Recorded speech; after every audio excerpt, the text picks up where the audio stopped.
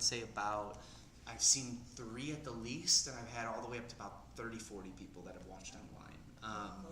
This is remote? You can do this remote? Yeah. So before you leave, just walk by the small electronics department, ask them for the camera class schedule card, and there's a card that you can then flip it over. There's a QR code, takes you right to the YouTube, and then that's where I'll live stream at the same time.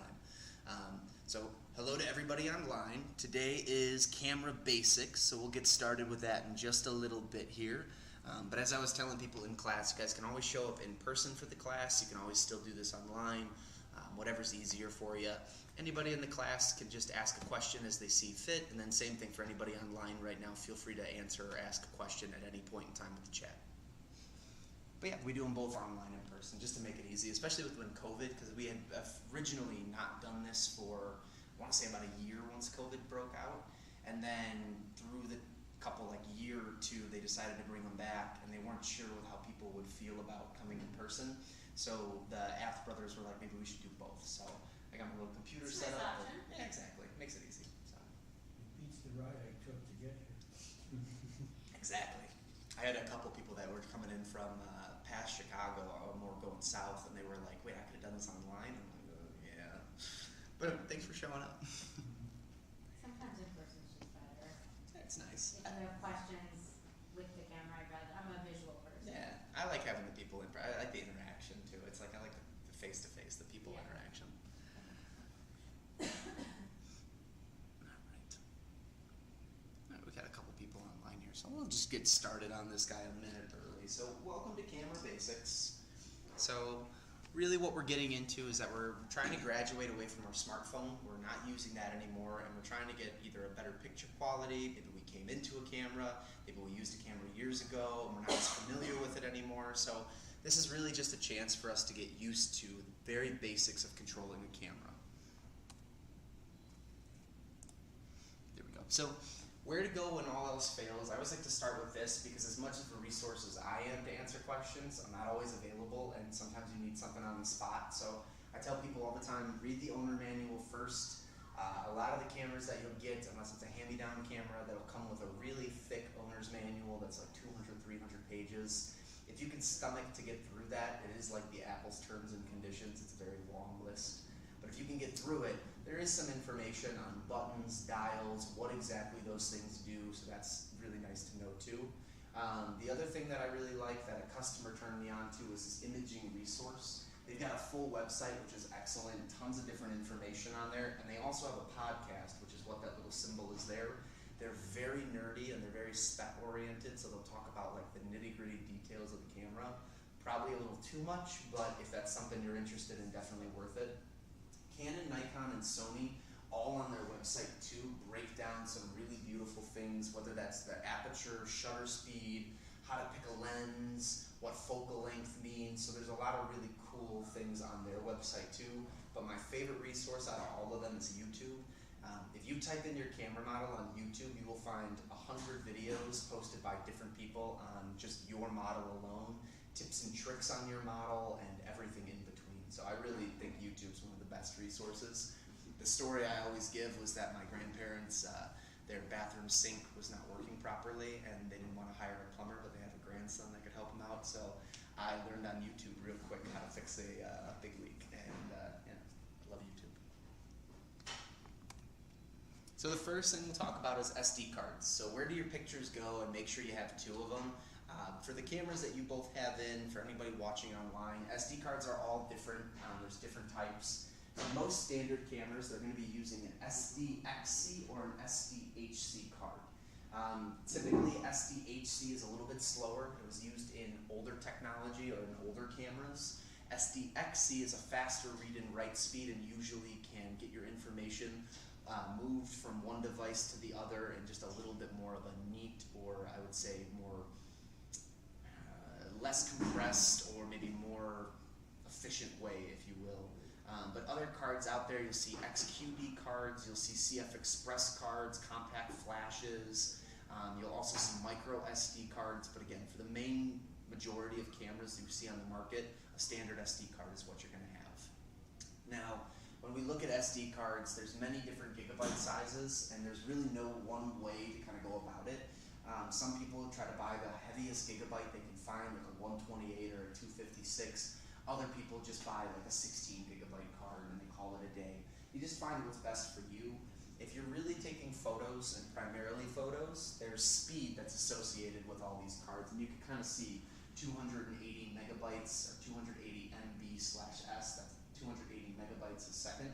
You'll see 70 megabytes a second, 95, they kind of go all over the place. If you're doing primarily photo and your camera isn't necessarily one of the most high-end cameras or professional-based cameras, you can get away with a slower read and write speed.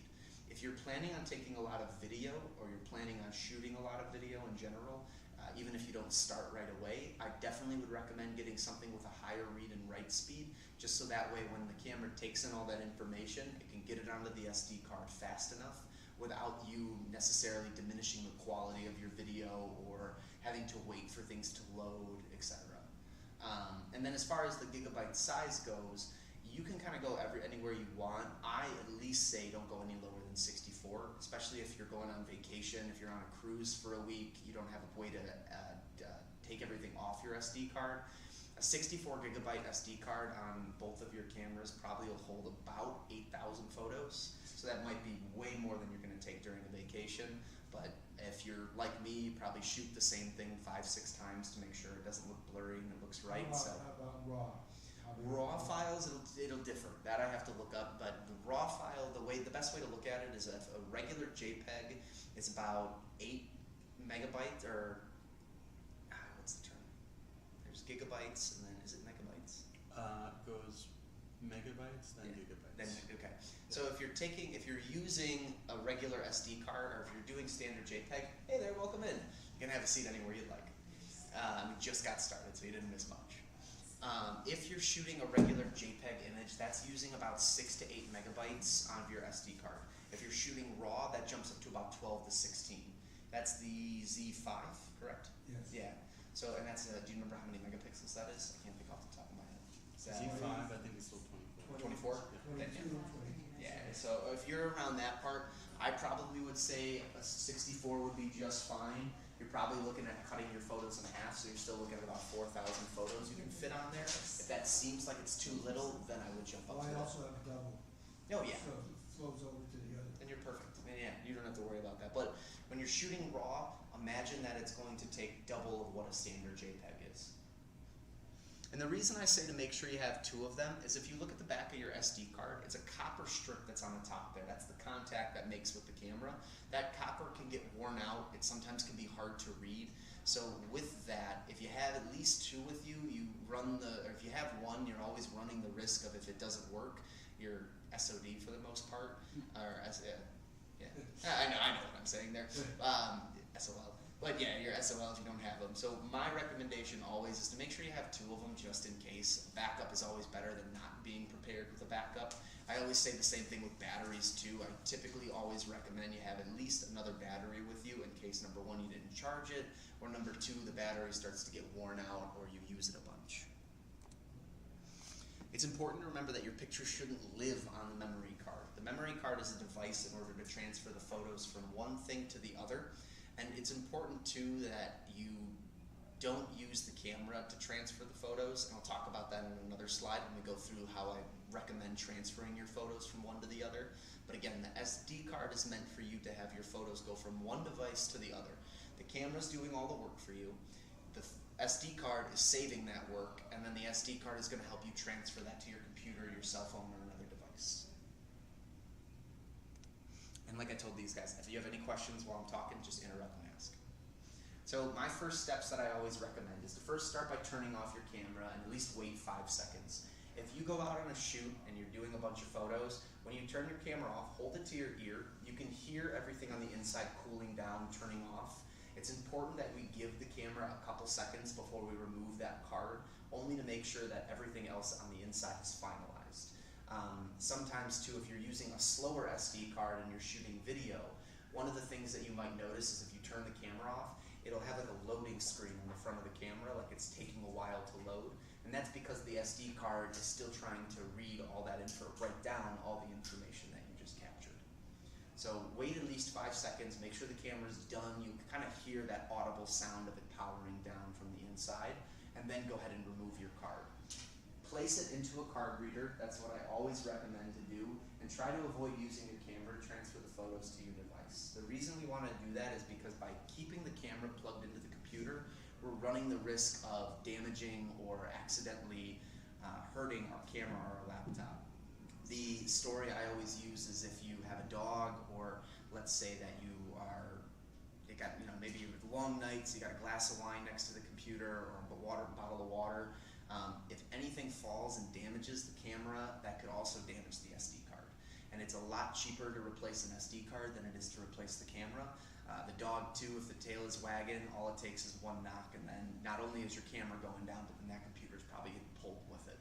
So try to avoid plugging the camera in. I really only recommend doing that if that's the only option that you have.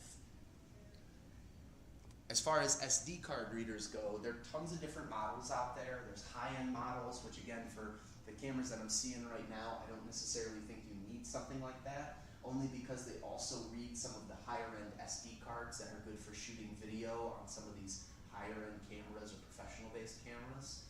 These two on the left are my personal favorites. This one is I think like 15 or 20 bucks, and I like it because it plugs in both regular USB and USB-C. That's the trifecta for anybody who's watching online.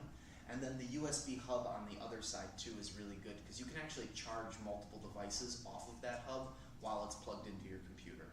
So those are just good options of something to get. If you are using a higher end camera, I do recommend getting something that's a little bit more high end, like a Cine card reader.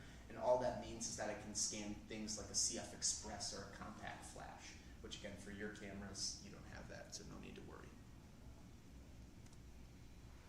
The next thing I recommend within moving your photos is to copy photos to a destination folder. You don't want to physically move them, you want to copy them.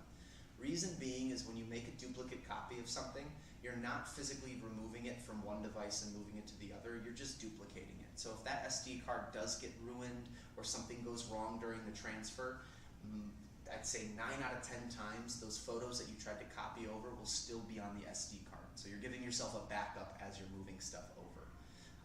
Depending on the software that you're using, if you're using Mac or if you're using Windows, Windows utilizes Explorer for you to find all of your information, and Mac uses the Finder app for you to find all your information. And then the next thing that I would recommend, one of the last steps to this for getting the photos, is to put them in a second place. And I'll talk a little bit more about some options later, but an external drive is one of my personal favorites. Those are those little 1 terabyte hard drives that you can buy.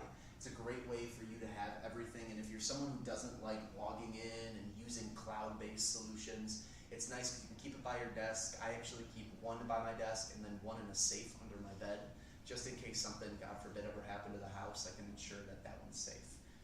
Come on in. I'm so sorry. No, you guys are fine. Welcome in. No. Have a seat. Hi, sorry, Lily. You're fine. I'm just in the part of talking about moving photos over, so you didn't miss much. So have a seat. Okay, I'll sit in the seat. Just to give like a little bit of a refresher on there, we're talking about SD cards. When you're using SD cards, this is my recommended steps. Turn the camera off, wait a couple seconds before you do that, before you remove the physical card. Place that into a card reader. And my biggest recommendation is to just try to avoid using your camera to transfer the photos from the one device to another, only because when you plug that in, you're running the risk of something spills on the camera or damages the camera. That could screw up not only just the camera, but the SD card at the same time. And then, What about when I pull my card out of my computer? Sometimes there's nothing there anymore. It erases it automatically. Yeah. What causes that? well, that's dependent on your computer settings on there. Is that a computer setting? That could be the computer setting, but the other thing could be that you're moving them instead of copying them over. So you're not duplicating them to the computer, you're moving them physically. So if there should be a way, if you grab all the photos that you have and then do a right click on there, they should have the option of copy, and then you can paste them over onto the other So side. that's going directly to iPhoto. Yeah, that could be why it's doing Is that why? because it's moving the photos to iPhoto. What I typically will do, when I say a destination folder on the top there, what I mean by that is if on your computer's screen, if you can create a new folder, name it whatever the event is. That's my preferred way of doing it. So, maybe it is October 5th, 2023, maybe you went to a pumpkin patch. label your folder that, and then move all the photos over because you're making a duplicate copy of them. That way, if something goes wrong, it's in 2 spots. What you got? You have a Mac, right? Yeah, So when you load your photos in on your camera, there's a little button that says delete afterwards, or to keep on the card. And so yours is probably checked delete afterwards, so all the pictures will automatically delete. If you want to keep is them that on on a there, computer setting? that's like when you load onto the Mac, It's a pop-up. on that screen, Yeah. at the very top right-hand corner, there's a little button. You just move it over to the left to say you want to keep the pictures. Okay, Yeah. okay. I have a very naive question, I'm almost embarrassed to ask, but I've not really used this camera yet. I Mhm. mean, I have for a couple of things, but I've never moved anything. But in previous cameras, you plug it in Mhm. and it takes everything, whether it's your phone or a camera. Yeah. So you're saying take the SD card. Where on your computer would that go? So that's where all computers are a little different. Some older models and some of like the Dell or I should say like regular PCs will have something already built in. They'll have a slot that'll be for an SD card, but a lot of them won't. And so that's where you have to get one of these external card readers for it. That's why I recommend something like this because it can fit both USB-C and USB-A. I think I just bought that to take photos off my phone. So you're saying one side the disc goes in? Yeah, yeah. So on the side here, there would be little slots where then you can insert the card into it. I will get that, good to know. Yeah, Thank you. that's my way of doing it because then at least that way, if something does happen, it's easier to replace an SD card than it is to replace a full camera. But then it's also making sure too that you're taking all of the photos and taking the best quality of them off. Not to say that you're not going to get the best quality from transferring from the camera, but there's more that can go wrong with that if you do between the battery of the camera or just the internals of the camera, etc. Thank you. Of course. And again, same thing, interrupt at any time if any other questions come up. So again, external drive is where we left off. I like the external drive option because if you don't like logging in or using passwords or usernames for cloud-based storage, it's a great way of just getting all your information saved to one hard drive or one source. The other options that I might recommend, Prime Photos. If you have an Amazon account, you automatically have access to Prime's cloud-based storage on there. I don't know exactly what you get off the bat, but you do get, like, I believe, 8 to 12 gigabytes because that's what Google Drive does. You get 9 gigabytes total if you just have a Gmail account.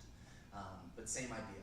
You can put your photos on there. If you're on safari in Africa taking photos, you only have a little bit to log in, put all the photos on there. Once you get back home, you'll be able to log back in and all those photos are still there. So nice not having multiple devices or external drives with you, etc.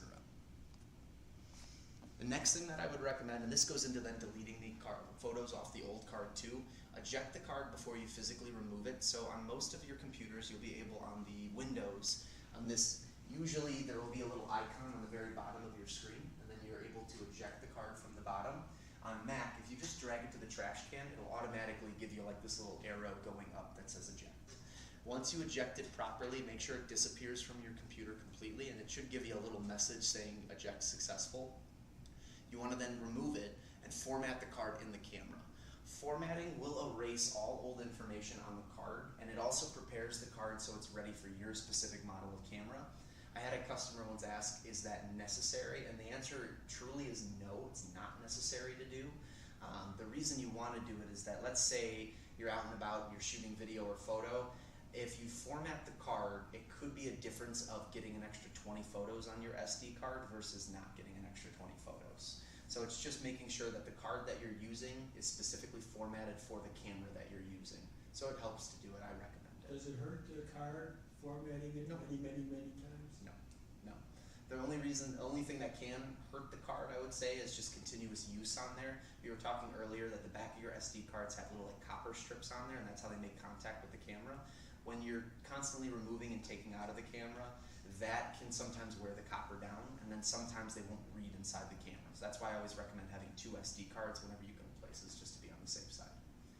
The other thing though is that you can still always delete the items while they're on the computer. So once you've copied them over to the computer, sometimes what I'll do is I'll just drag everything and then drop it into the garbage can, because typically, at least for me, I have 2 separate cameras that I shoot on.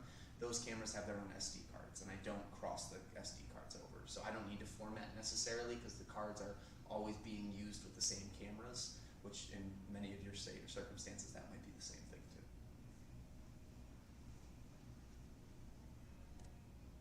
So this is the backup plan, or this is how it all starts. So your camera's capturing the images and it's saving it to the SD card. That's that little 64 red guy there.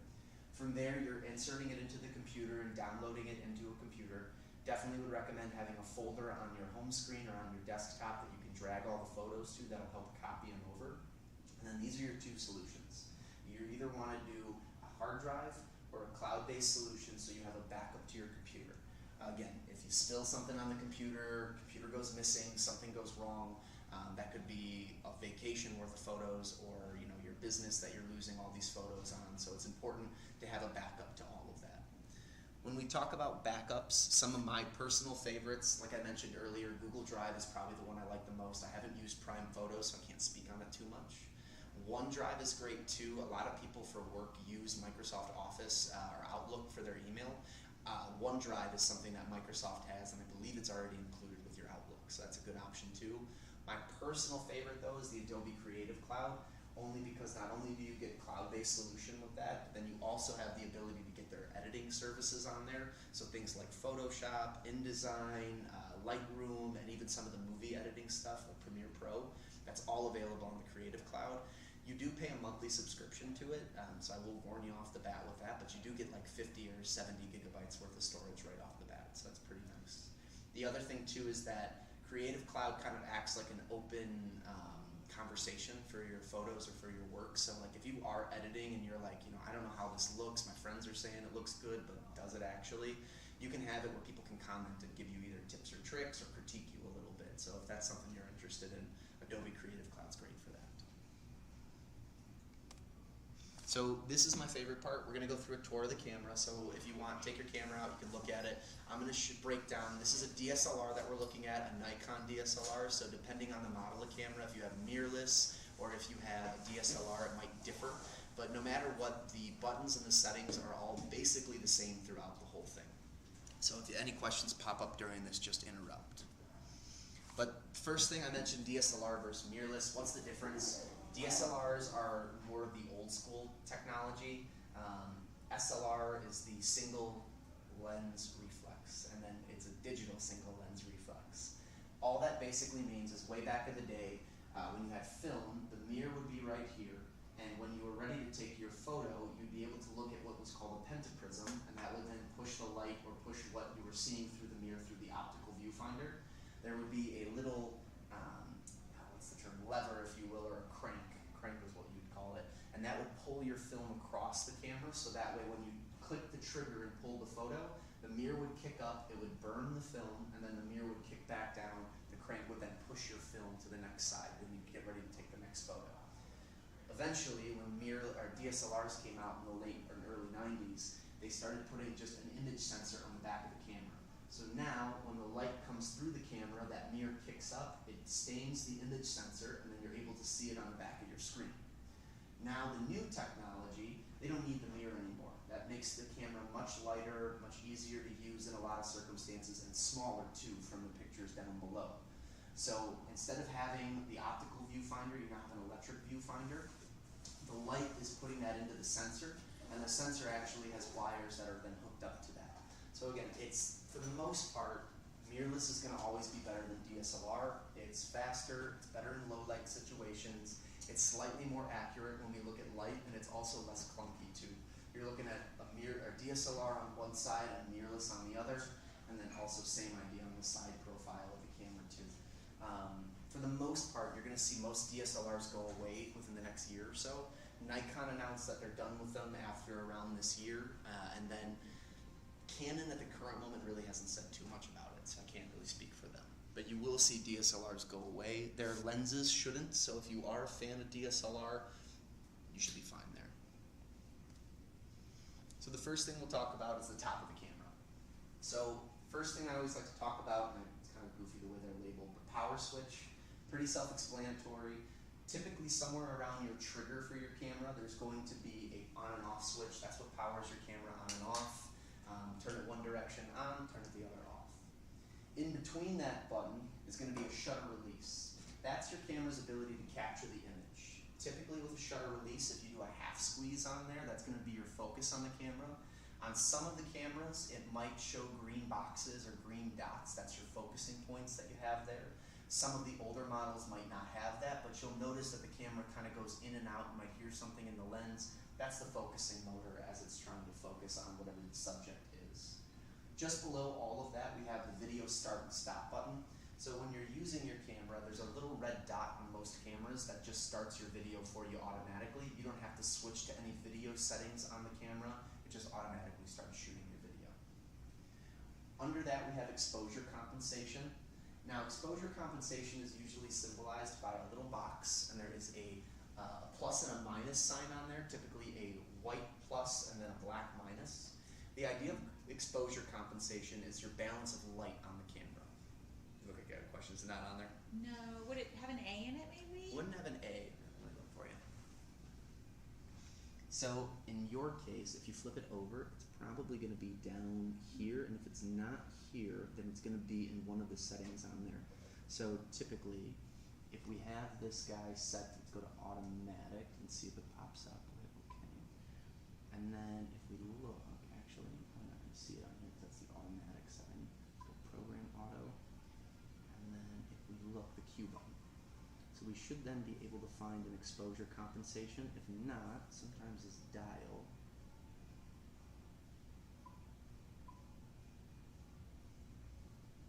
So that's your exposure compensation down there. It's going to show it as a little chart.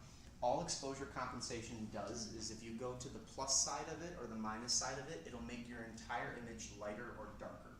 So it's kind of a way around ISO for the most part. If you're using automatic ISO on the camera, which I do highly recommend so that we don't have to keep switching stuff, exposure compensation gives you the ability to make either make the photo or the whole frame of the image darker or lighter depending on the situation that you're in. Underneath that, we have our mode dial, and that's going to be kind of what I call like the gear shift of your car. This is what's controlling whatever setting you're doing. Now, for the most part, and I think I talked about it in one of the last slides, we're going to be mainly talking about automatic because we're just getting kind of familiar with the camera. Automatic will do everything for you, and I'll break down the rest of the buttons. But for the most part, this is what you're going to be switching if you have different settings that you want to hit. If you become more comfortable with this, you can go to the M, which is full manual, which means you're controlling everything on the camera. There's automatic, there's program auto, shutter speed or shutter priority, and aperture priority. There's also a few others that we'll discuss too later. Mode dial switches, all of that. Now, on most cameras, you're going to see either a switch or a button that says LV, and LV is your live view button. Live view gives you the ability to switch between using your little screen on the camera or just using the viewfinder. Now, most of your cameras, and if you try, if you take your hand and just wave it in front of the eyepiece there, the viewfinder on the top, you're going to notice that your whole screen will go black. That's because there's a little sensor on the physical viewfinder that blocks it. So when you have your eye up to the camera, it'll make it go dark so that way you can see through what the camera has. Sometimes it's nice so you don't get that little glare from the LED screen. And then below that is your command dial. Now, command dial is only going to come into play if you're using things like aperture or shutter priority or manual controls. And all that basically means is, let's say that you're using aperture priority. You have all these different numbers associated with aperture that we talk about in intermediate class. But with that, the command dial lets you change between those numbers. Same thing if you're on shutter priority. If you're on shutter priority, the command dial is going to allow you to change the speed at which your shutter is closing and opening. Can I ask a question? Is that what this thing is here? Yes. Yeah. So in some cases they have them there, and then you don't have one in the front. But yeah, you have yours right there. It'd be the same thing, but you don't have one on the side there. So you've only got the one. Some cameras will have two. So for example, you have two. You have one in the front that's a command dial, and one in the back, and then Sony same Do idea. they do the same thing? Yes. Not the same thing. Depends on what setting you're on. So when you're switching between the aperture and the shutter priority, aperture usually is this one right here. I could be wrong. We'll test it. We'll find out. Shutter is then going to be the opposite. Exactly. And when you're using the priority mode, even when you're in that, if you try playing with the opposite dial, it won't work at all. And you'll find out right away. It just won't do anything.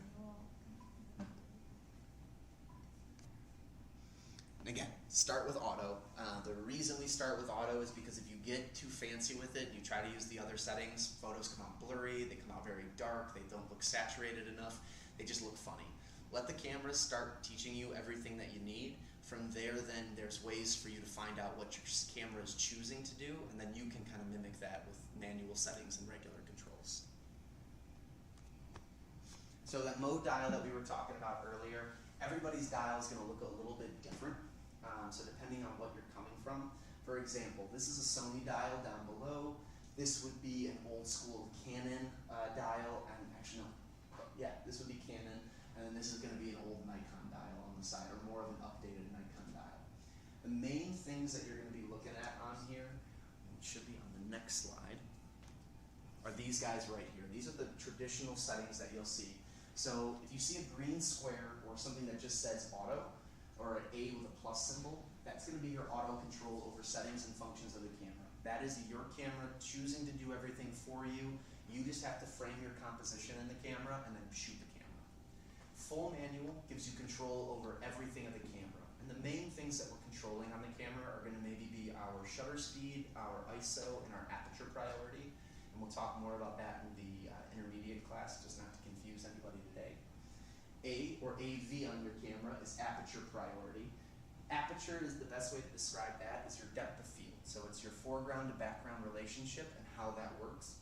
Depending if you're shooting more portraits or landscape, aperture priority could be really important because it's the difference between you focusing in on maybe just one person standing in front of you and blurring the background out, or getting an entire scene if, let's say, you're in the countryside and you want to get a beautiful landscape shot.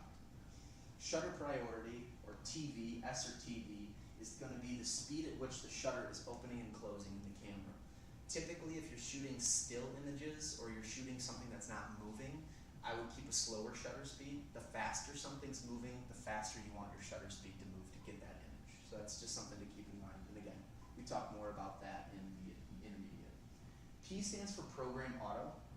Aperture and shutter speed are still going to be auto, but everything else is changeable. So why I like program automatic for beginners too is the fact that, let's say that you get more comfortable with the automatic, you understand it, but now you want to switch things like what your focusing area is, or maybe you want to play with exposure compensation or bracketing or some of the other fancier terms. You can't do that in regular auto because the camera's controlling everything that you do.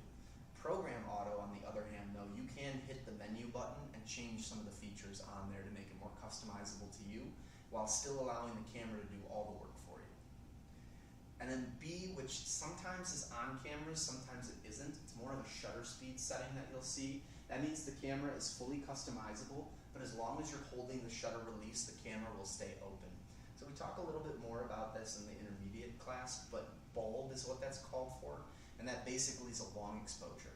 So if you're out somewhere and you really want to get a beautiful photo, I got a lot of people that do astrophotography. They'll put their camera on a tripod pointed at the sky. If you were just to take a quick photo, it's not going to look as good, but if you were to do a long exposure, you'd really get the stars popping or the moon popping in really good color, or maybe something that was going on with the clouds, because the camera's able to focus on that for a prolonged period of time.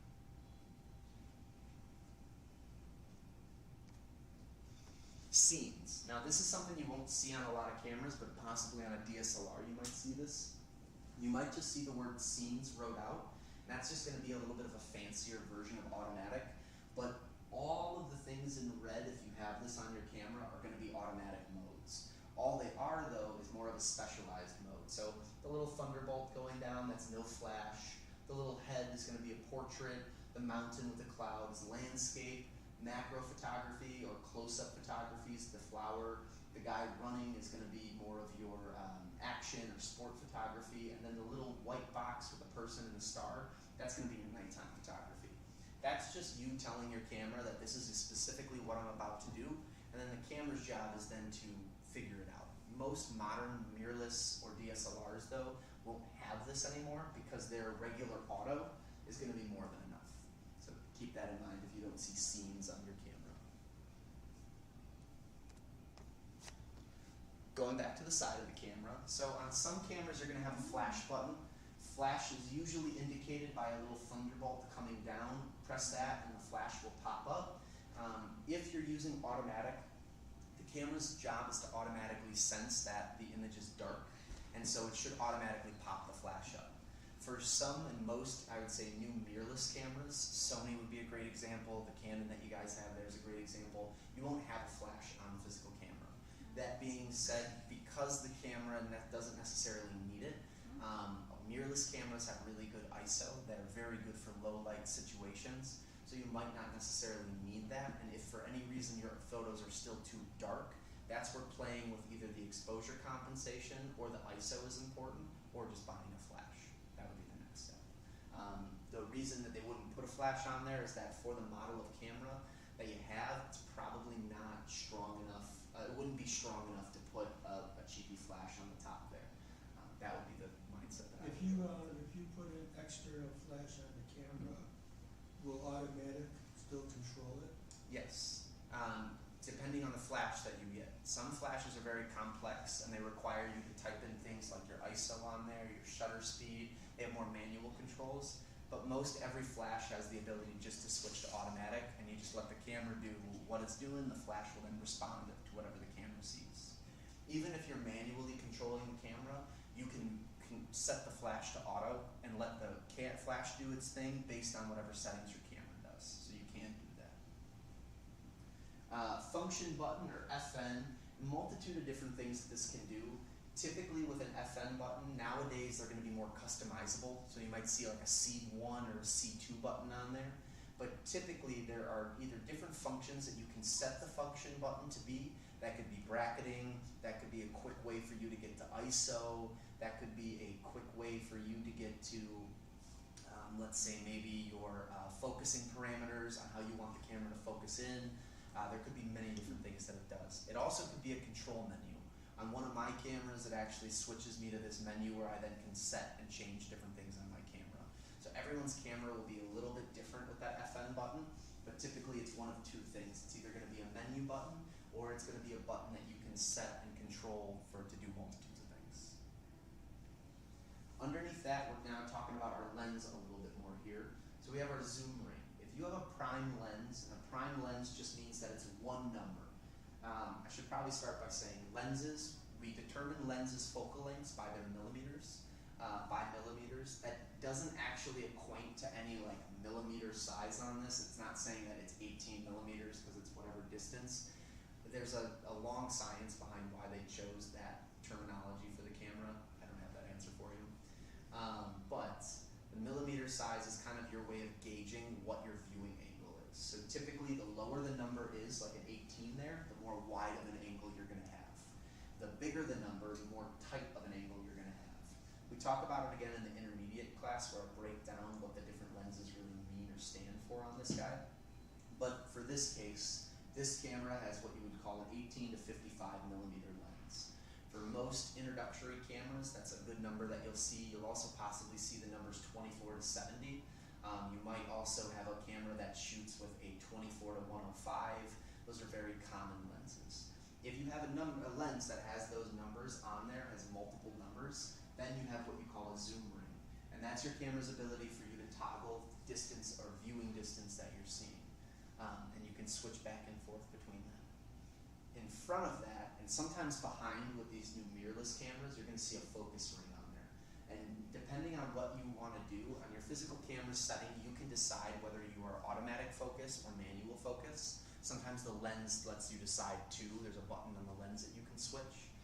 But the focusing ability on there, typically what I recommend is if you're shooting still images, just stick to automatic focus. The camera does a really good job of autofocus. If you plan on doing more video, that's where manual focus is great, because if you have somebody walking in front of you, the worst thing that can happen with autofocus is if, let's say you're focused across like a pond, you're trying to get some ducks that are swimming, and this bicyclist goes past you while you're recording, the camera will automatically focus on the bicyclist and stop focusing on what your main subject was. So use autofocus if you're doing still photography, use manual focus if you're doing more video. And you can experiment with that yourself to make sure that's something that you want. Next thing too is a lens retract button. You typically won't see this anymore on mirrorless cameras, only because mirrorless cameras now have all this computer technology and CPU and AI in the lens. So it keeps the lens nice and firm. And when you're not traveling, or when you're traveling with something, it really won't open up in your bag as you're moving.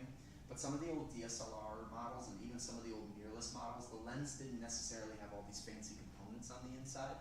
So if you did just throw it in your bag and it wasn't locked on the lens retract button, it could move and shift, and all it takes is one bad bump in the bag and that lens could snap or something bad could happen. So you might see that. For all the cameras I see right now in the class, you will all have a lens release button. So typically with a lens release button, you'll hold that button down and turn your lens counterclockwise. That'll remove the lens from the body of the camera. If you're changing lenses and doing other stuff, it's important that you do that. And it's also important that when you put a lens back on and you twist it, which will be going clockwise when you turn, you hear a click. That click means that it's engaged, it's on the camera body, and it's ready to go. From there, you then have your drive mode button, which this can be located in a few different spots. They kind of moved it from the bottom of the camera. A lot of the times, if you click that Q button or that I button on your camera, it'll take you to that. But drive mode is basically how you're firing with the camera. So there's single shots if you just need one single image. If you're at your kid's baseball game or basketball game and they're running around and doing stuff, you might want to set it to burst photos, so that way you'll take like 10 or 12 photos in 1 second. That way, if they're moving, one of those images should be still. There's also timers on there too, 3-second, 10-second timers. The cool thing nowadays with the cameras is a lot of them connect to your phone via Wi-Fi or Bluetooth, and you can actually just use the phone as a remote to then do it. So you can set the camera up somewhere else, get in front of it, and then use the phone to capture the image. But if you don't have that availability, then you would just use the self timer on there, and that would take care of that for you as well too. Looking at the LCD side of your camera now you're going to have your menu button. Menu button is going to be your non-regular menu settings on there. This could be more complex settings in the camera, including things like time and date, formatting your card, setting up your Bluetooth and Wi-Fi configuration on there, all the way down to the screen's brightness, the volume at which the camera's playing. If there are function or customizable buttons, this is where you would customize them in, would be your menu setting. Would you change, is that where you would change from RAW to? Yes, that's also where you would change to RAW. You should be able to find image quality on there, and you can then set, depending on the camera model that you have, you can either do RAW, JPEG, or you can do a combination of the two.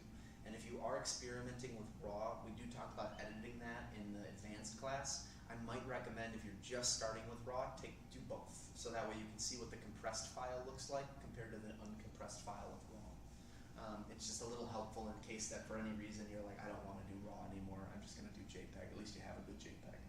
It does take up a lot of space. It does take up a lot of space. I think found that out by accident. Yep. And I think we mentioned earlier, but yeah, if you're shooting on JPEG, you're looking at like a 6 to 8 megabyte file. If you're shooting RAW, you're looking at double that. So it can be anywhere between 12 and 16.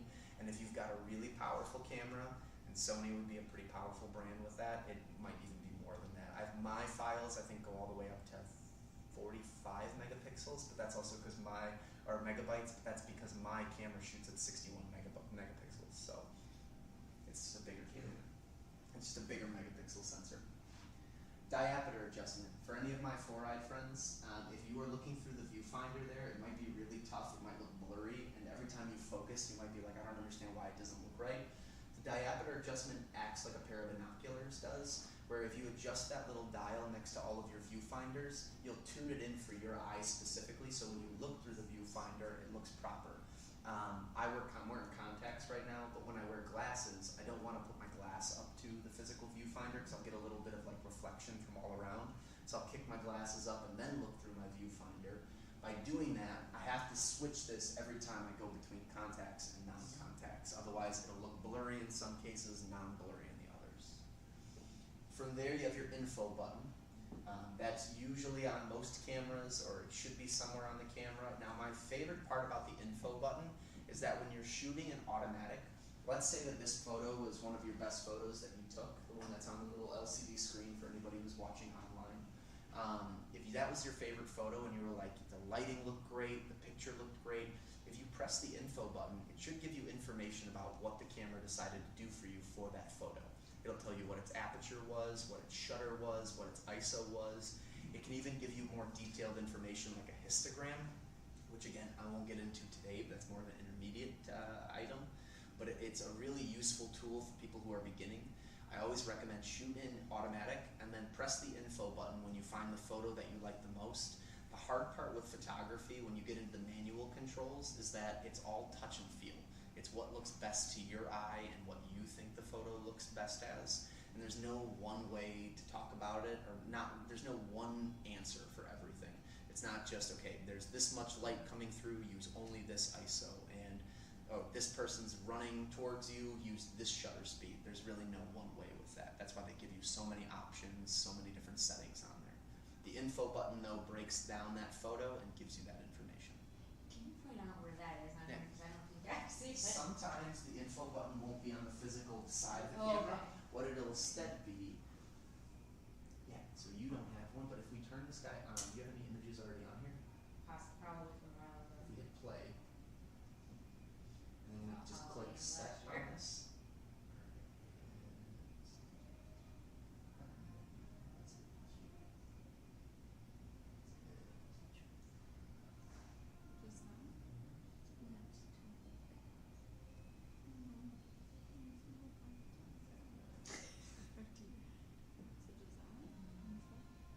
Just gives you between them. We can look at it later, I don't know, it's like. Okay, let me just see if I can figure this out.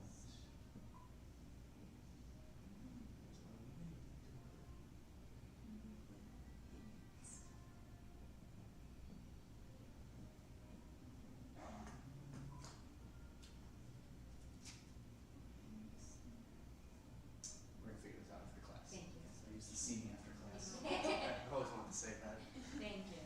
But yeah, there's typically a button that you click that'll be info. On some of the mirrorless and newer cameras, once you hit the playback button, which I'll jump ahead to that one, the image playback button right there, a lot of the times you can press a button on the side and it'll even say on your screen, and then it'll break down what the information on the photo was. So mine was, I just clicked the playback button Mhm. a couple times and it'll switch between like, That's how Sony does it, so that might be, I have to triple check with the Canon, because the DSLRs are a little bit different with how their functions go.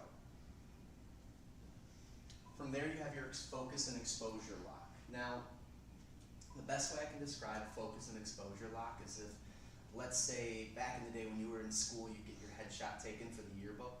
What the photographer would most likely do is set a tripod up, have the camera on there, and because they're having the kids stand or sit in the same spot over and over again, they're just gonna basically press the exposure lock button, and whatever setting they had set up, whatever their focusing was, anything like that, it's gonna lock that into place.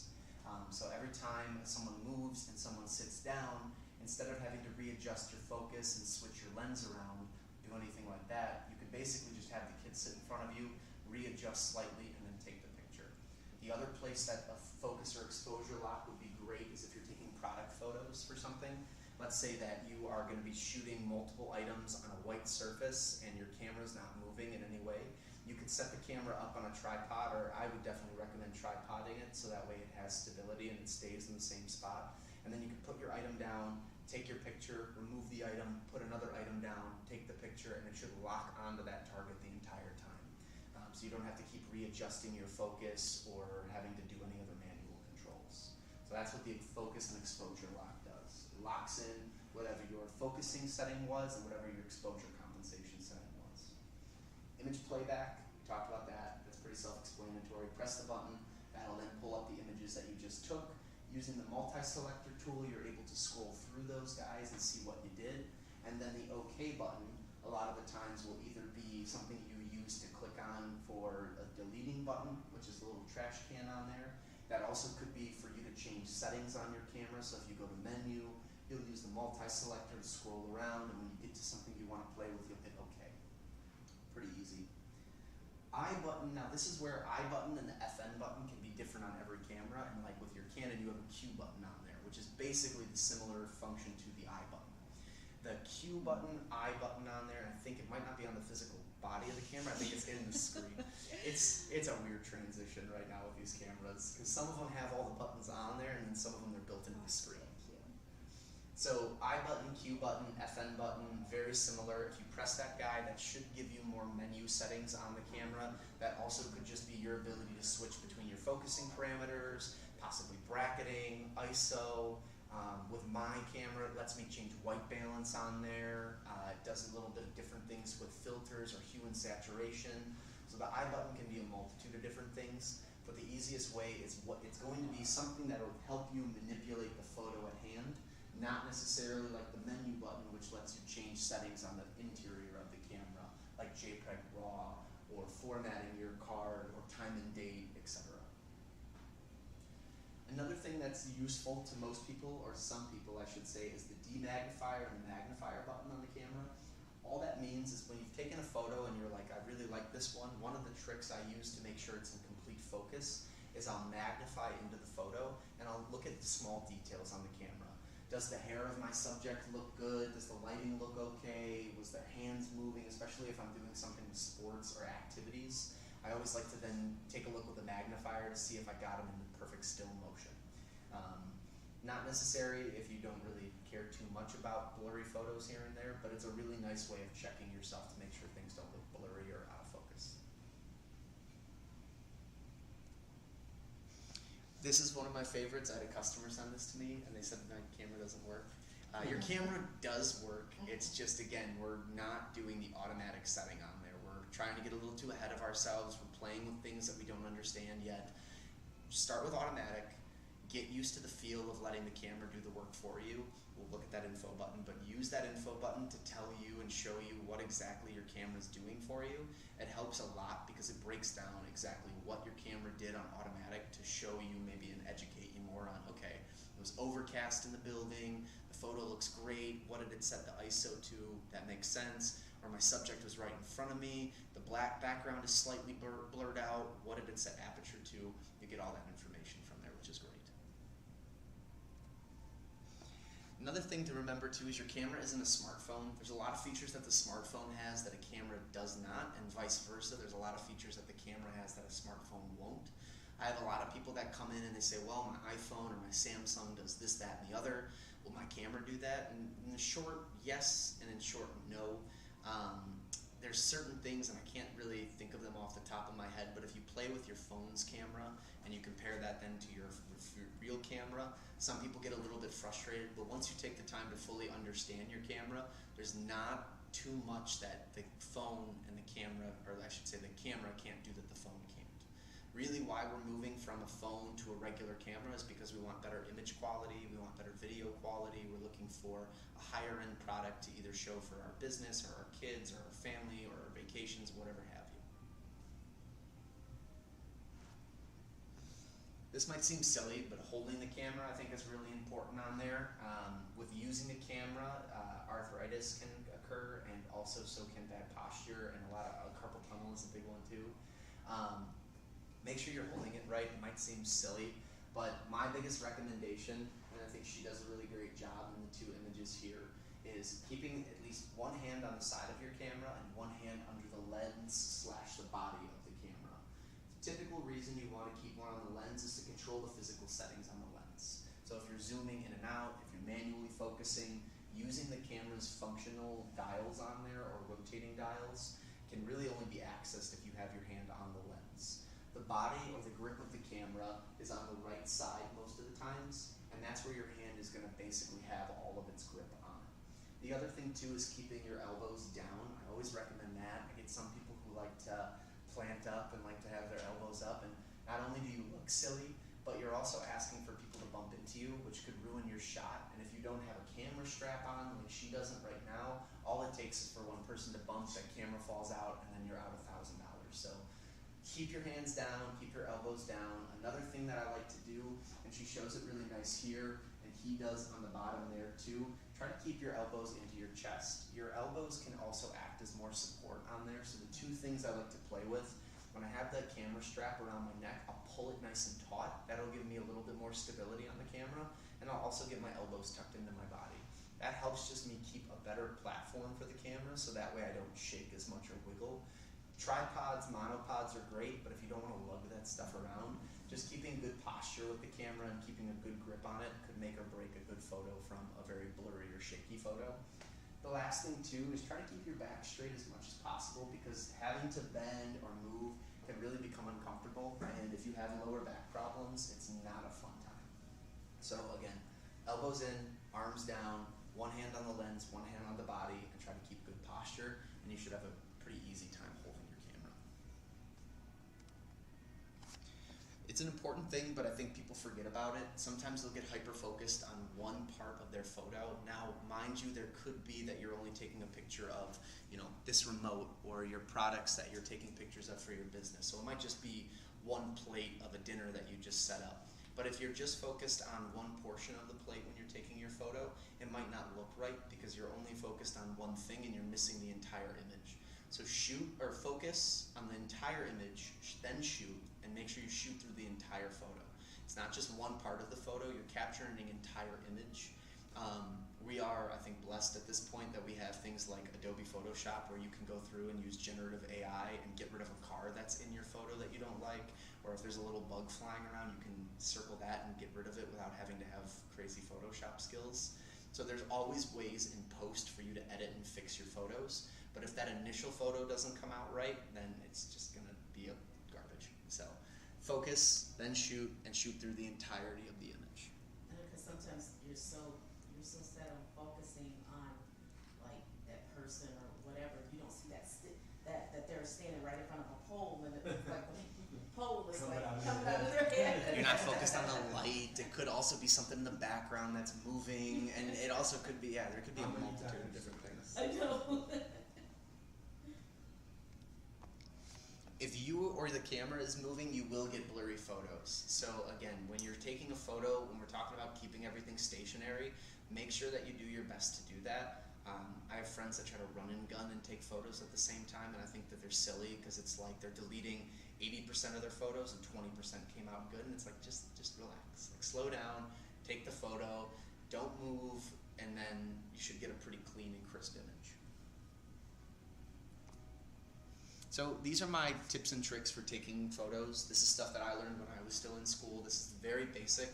And one of the things I always tell people is that rules are meant to be broken in all of these cases. So these aren't necessarily going to be just the last things that you should follow to teeth, or you shouldn't follow them right away or none of that. But you shouldn't necessarily live by these. You can always break these rules. But these are my tricks to take some better photos, or just how to clean up your images. So the first thing we'll talk about, and I'll throw some different terms out there, is filling the frame.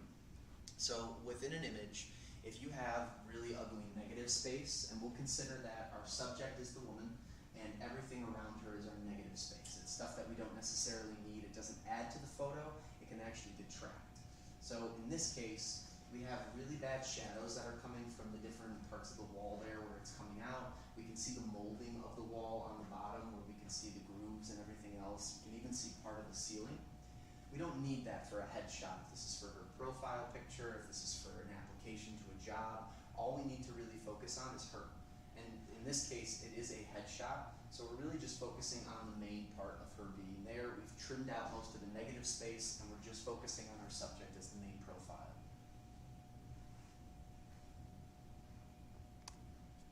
The next thing is keeping eyes in the top third. Humans are naturally attracted to the eyes. There's that cheesy saying of like the eyes are the gateway to the soul.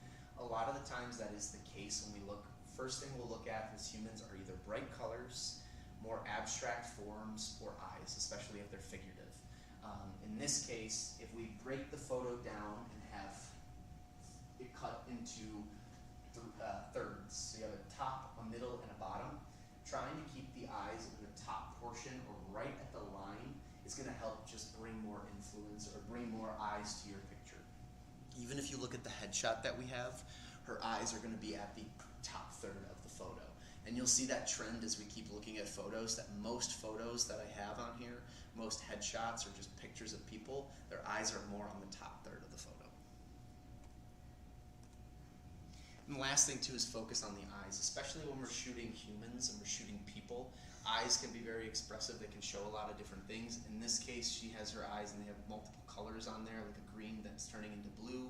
It adds a good focusing point, and most cameras too have an automatic feature where they focus in on the eye itself. You might see a little box pop up on the eye. Way back in the day when you were taking a photo, you'd get red eye, and so it would be where the flash and everything would then show and your eyes would look like a vampire on there. Nowadays, the camera focuses in on that specifically so that it doesn't get the red eye feature on there.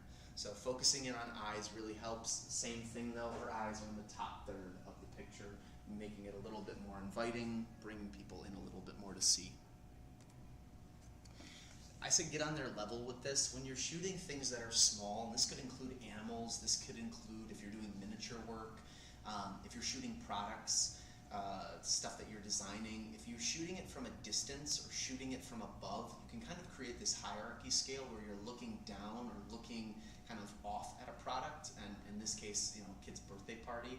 It looks like a fun, candid photo, but if you just take a couple seconds to collect yourself, get a little bit lower while you're shooting, you can get something that feels just a smidge more professional or has a little bit more, let's say, value to it as far as how it looks. In this case, the photo could be staged, but just by ducking down and making it where we're not looking down at the kids as they're celebrating the birthday party, we're already kind of creating more of a cinematic or artsy feel. The other thing too, and I'll keep mentioning it, if we break down the photo, the eyes, at least the eyebrows at him, but her eyes are in the top. So again, you'll see that trend keep going. The other thing with kids too is then also to have them lower, so or you lower yourself. For the people, if you can build your photos up when you're shooting subjects to have them where they look like they're looking down or looking maybe more angled at the camera itself, you get this hierarchy scale of keeping them above, which for some people seems more interesting, and it will have them gravitate towards your images a little bit more. That's why when you go to places like Rome, or when you go to places like Greece, when you look at some of these sculptures that they have, they put them in a higher position. They create a hierarchy scale where you're looking up at the subject, not looking down at the subject. Even when you go to an art exhibit or an art museum, paintings are hung at eye level, so that way you're not looking down at the work, you're looking more at it or up. So again, it's those little little details that can help a lot when it comes to beginning photography. The rule of thirds, this is something that gets brought up all the time, and we mentioned it earlier when we said keep the eyes in the top third of the photo. If we break it down, there is a top, a middle, and a bottom column, and then there is a right, a middle, and a left column. Then we have these intersecting points on there. If you're shooting on your camera, you can actually go into the settings of the camera and turn this on so it pops up on your LCD screen. For example, when I shoot on my phone, I actually keep it up, and then you can kind of see it. I keep the little square up all the time. And it helps me with my rule of thirds, just so that way I'm trying to capture as best as I can, given whatever I'm trying to shoot. The idea is if you can have any of your subject matters line up between these circles, or these intersecting points, it's already a more visually pleasing image, because our eyes try to make either a story with it, or make it more cinematic, or we try to gather more information than there might be with it. So for example, you're gonna have a lot of beach photos. I don't have a reason why, but a lot of beach photos. So in this case, I have my surfer dude. He's standing in front of the sun. Another thing we'll talk about is keeping the sun behind your back. The sun is behind him, and it's creating this beautiful shadow that's coming down, that's then casting down here. So we're hitting the rule of thirds on two sides. In this case, we'll add another terminology, or another term as well too. We have a horizon line going in the back. That's our connection between our background and our foreground. Foreground being the water and the sand. We can see the top of that. We can't, though, on the other hand, see down below on the foreground or on the background, because that's where our lines are meeting. So we'll be seeing the background for what it is. The foreground is coming towards us. Our subject matter is hitting on there. You've got really dramatic lighting going behind him, so it just feels more stimulating or visually pleasing in whatever way that is. Same thing when we look onto this one. So now we're on the opposite side. Our little girl's shoulder is hitting the rule of thirds, and so is her ankle. You've got the horizon line going across on there, foreground going through. Light is going to be positioned throughout. It's a little overcast, and because it's black and white, we can't really make out exactly where the light's coming from. But judging on this guy, I imagine the sun is coming over here, because we've got shadows that are hitting on the back a little bit differently that kind of lead me to believe the sun is kind of coming down that way.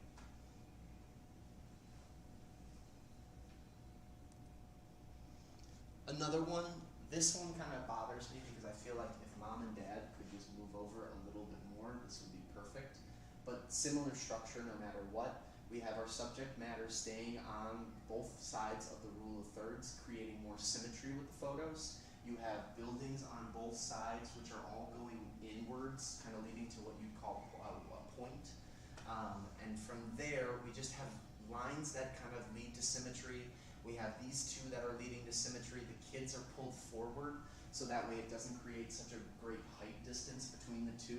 If you had them stacked up next to each other, the little girl probably would come up to dad's elbow on there. So it wouldn't necessarily be bad, but you're giving, number one, again, the kids a little bit more power. You're creating symmetry within the image.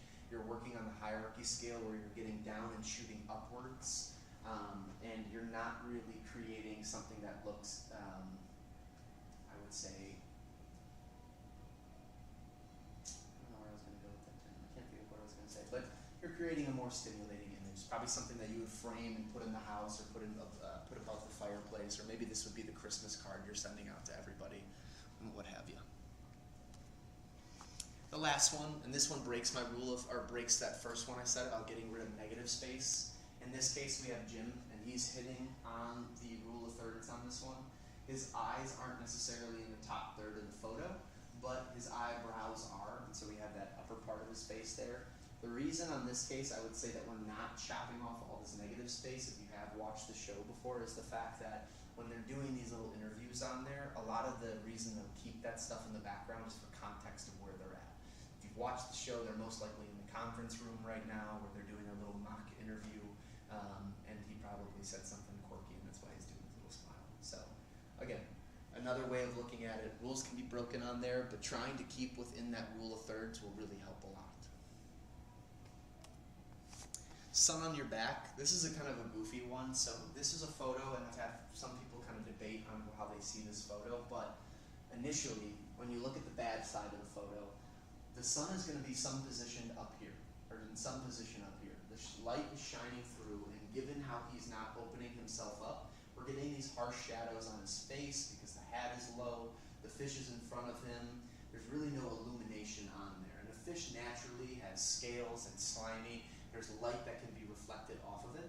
And if he just turns his shoulders slightly, we're going to get more light as a whole on the image. And if that hat can kick up a little bit more, we'll see more of his face. And that's where we get the better image down below. The fish is pulled off more to the side. We're getting more illumination on the fish as a whole. Even the section under his legs by the boat have more illumination than they do on the top there. And then on top of that too, we can clearly see his face, his hands, everything else. So just by adding that extra little bit of movement and changing our position, we can get the sun on our back, and if we open ourselves up slightly, we're adding more light to us. When we're taking photos, light is your best friend. It's always going to be the main driving factor of the camera. Just like when you were shooting on film or when you shot with an older DSLR. When I look in this room, we've got really bad can lighting in here that's orangey and red, so we don't have the best as far as light distribution goes in this room. However, if we were to go where the fountain was and we've got the sun beaming through our glass roof over there, you would really get a nice shine on everything. More illumination means easier time taking a photo and an easier time reading the subject matter. I always tell people it's much easier to make a photo darker than it is to make a photo lighter. And I think one of the last things I have before I mention some accessories on here, and then we'll open it up for questions and anything else that you need. Use the timer, use your camera app on there. Phones nowadays have a really nice app for storing your photos on your phone, for just getting information changed on there. If you want to do a timer on there, you can, which is really great. This would be a great example of someone who's setting it up. You can see that he's got something in his hand, that's his phone. He's using it so that he can then get the proper image on there. And even some of these phone apps that come for your camera, or come with your camera, I should say, even have the ability for you to edit and change details on the camera, or on the photo itself. Canon, Nikon, Sony, I think even Leica has their own apps that you can download that then work in sequence with their cameras. Content creation, this is becoming more and more popular, and this wasn't something that I added originally, but now it's in this class. Nowadays you have more and more people using cameras not only to take photos, which is fun stuff, but they're also using it to start their business, or to get maybe more likes, or to get some foot traffic on a website, Instagram, TikTok, whatever have it. You gotta make sure of a couple things. When I first started teaching this class, my video department and the people who do all of our commercials said you can have one thing bad, but you can't have all three things bad.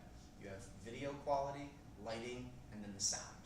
If one of those is bad, it'll make up for it as long as everything else is good, but if all three or two of those things are bad, no one cares about your video.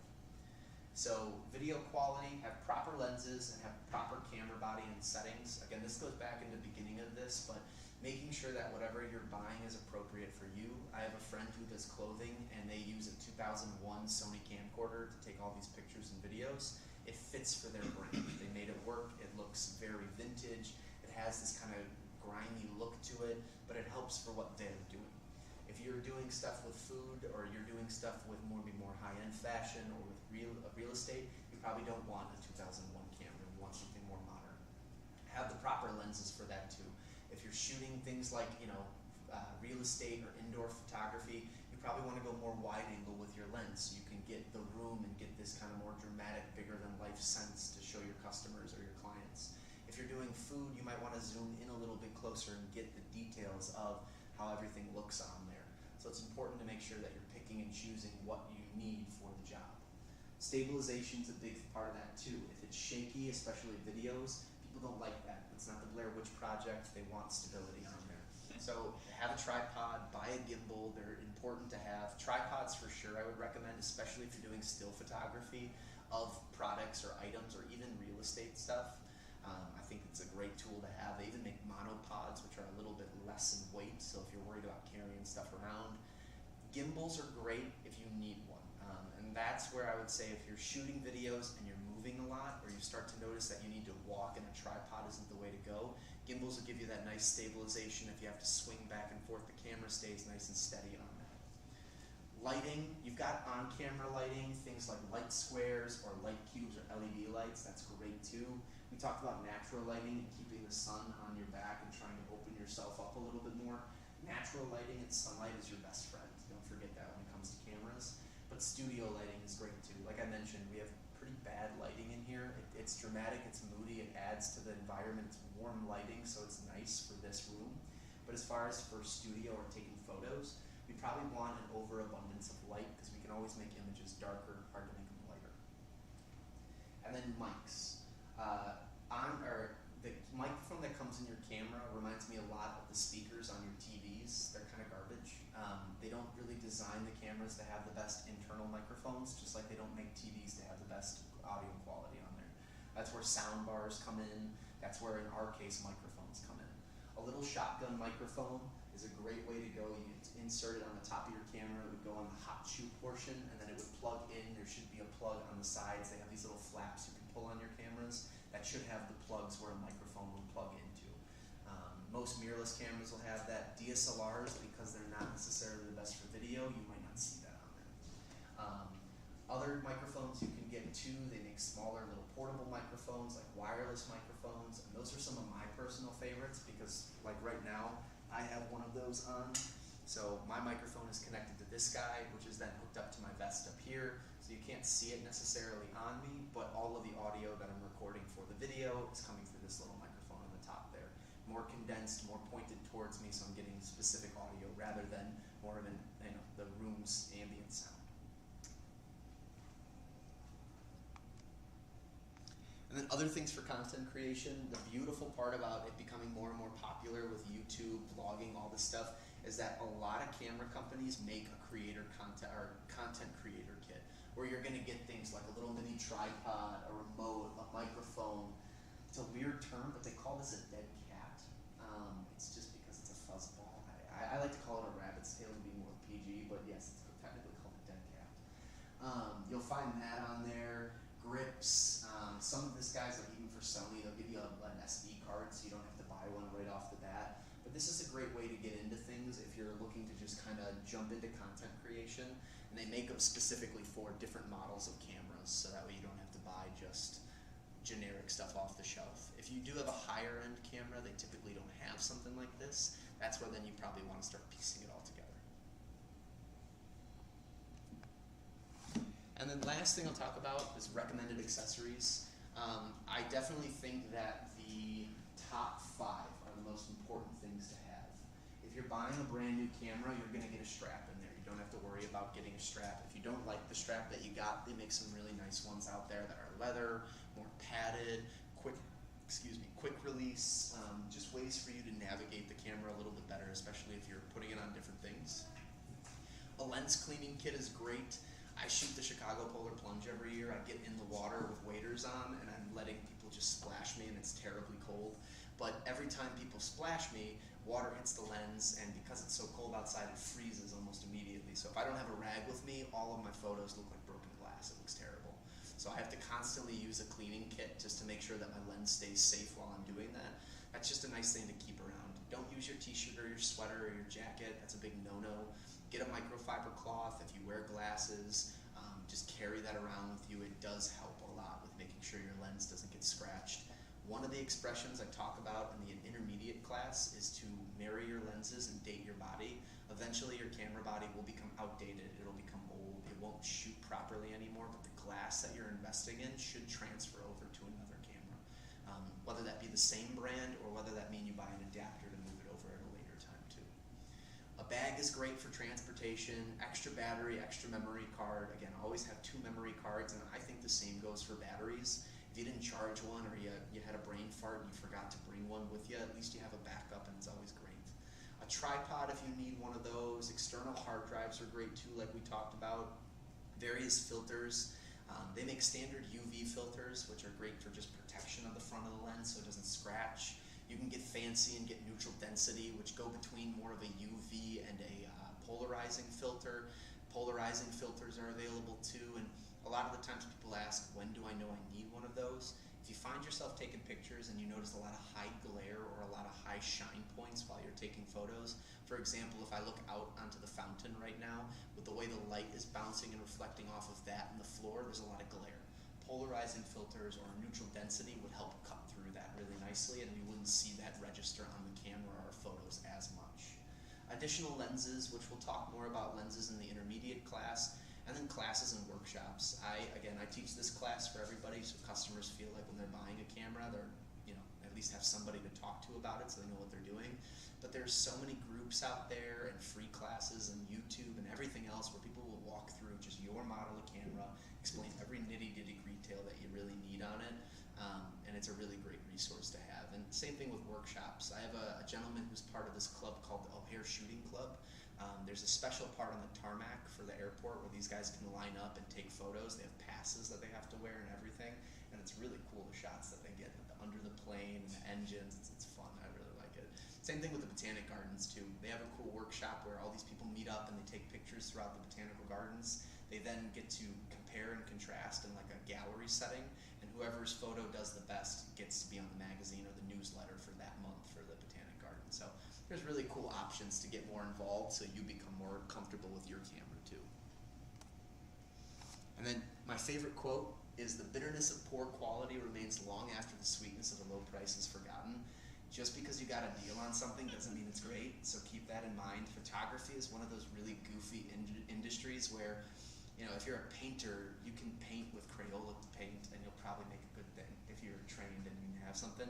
If you're a photographer and you buy the cheapest stuff or used gear that isn't really that clean or good, it's not gonna get any better for you. So just keep that in mind. The investment you put into the cameras will show in the images that you get after the fact.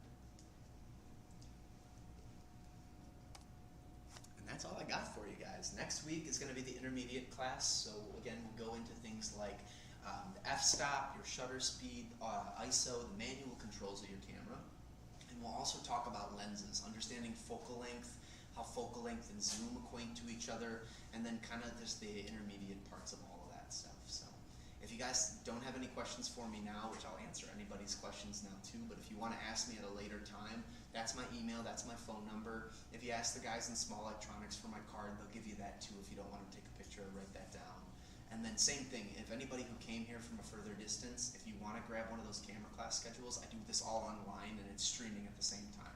So you guys don't have to come in person, but again, love having everybody in person. It makes it easier to see faces and answer questions. So on that note, what questions do we have? If any. I know I gotta show you how to find the info button on yours. And then I just wanna buy a case today. Yeah, I'll have Aaron help you with that guy. He'll get you a case on that.